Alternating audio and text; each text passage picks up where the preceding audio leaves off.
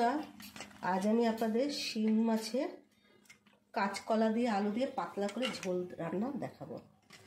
এবার আমার তেলটা গরম হয়ে গেছে, এবার আমি মাছটা দেব।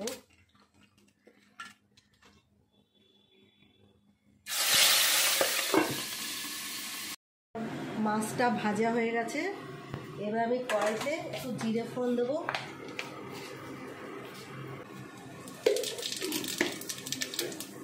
কাঁচকলাটা দিয়ে দিলাম।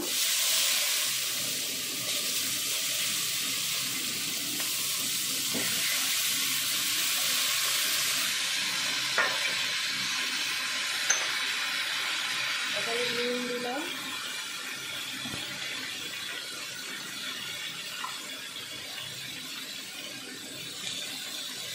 হলুদ দিলাম, এবার আমি জিরে বাটা দিলাম,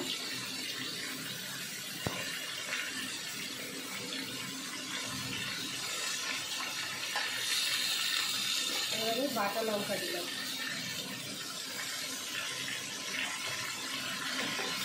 এবার আমি কষাবো।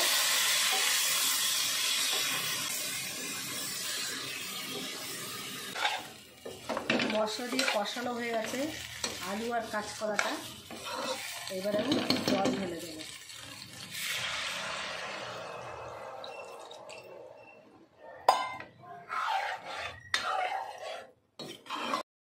বন্ধুরা, আমার দেখুন আলু আর কাঁচকলা সিদ্ধ হয়েছে, ওই মাছটা ভাজাটা দিয়ে দিচ্ছি। একটু টকবক করে ফুটবে, তার জন্য দিয়ে দিলাম। বন্ধুরা দেখুন, আমার পুরো মাছের ঝোলটা কমপ্লিট। কি সুন্দর কালার হচ্ছে আর টেস্টিও হয়েছে।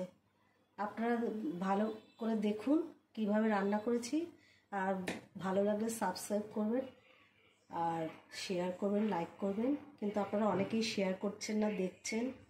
হ্যাঁ, একটু ভালো করে আপনি শেয়ার করুন।